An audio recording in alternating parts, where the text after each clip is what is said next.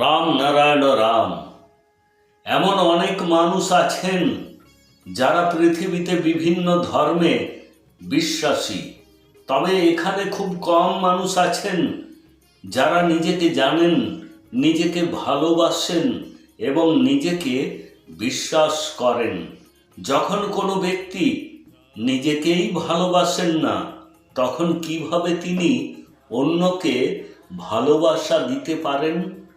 এ কারণে প্রথমত মানুষকে নিজেকে ভালোবাসতে হবে এবং নিজেকে কিছু গুরুত্বপূর্ণ প্রশ্ন জিজ্ঞাসা করা উচিত। আমি কে? আমি কোথা থেকে এসেছি? আমি কোথায় যাব? মৃত্যুর পর সঙ্গে করে কি নিয়ে যাব?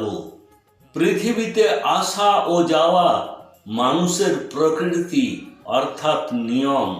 প্রতিটি মানুষ বিভিন্ন জন্মের মধ্যে দিয়ে বিভিন্ন রূপে জন্মগ্রহণ করেন। যখন যে কোনো ধর্মের কোনো ব্যক্তি মারা যান এবং তিনি যদি আবার পৃথিবীতে জন্মগ্রহণ করেন, তবে তার আগের জন্মের কোনো স্মৃতি মনে থাকে না। তিনি কাউকে বলতে পারবেন না যে তার আগের জন্ম কেমন ছিল, তিনি কি করেছিলেন, কারণ তিনি নতুন পরিচয় এবং নতুন স্মৃতির সাথে নিয়ে জন্মগ্রহণ করেন।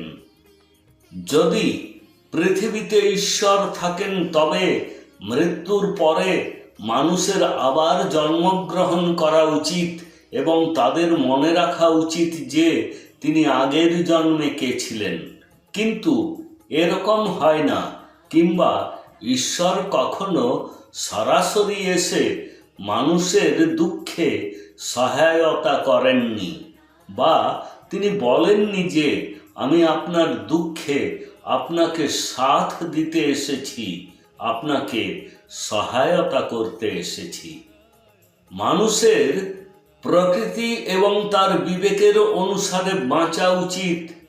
তার কোনো ধর্ম, বর্ণ, রাজনৈতিক দল বা মানুষের তৈরি সংবিধানকে অন্ধভাবে মেনে চলা উচিত নয়।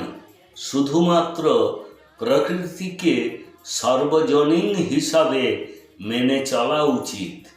যতক্ষণ না প্রকৃতির সংবিধান পৃথিবীতে প্রয়োগ না হয়, ততক্ষণ পর্যন্ত কোনো রাজনৈতিক দল বা ধর্মের ঠিকাদাররা পৃথিবীর কল্যাণ করতে পারবে না।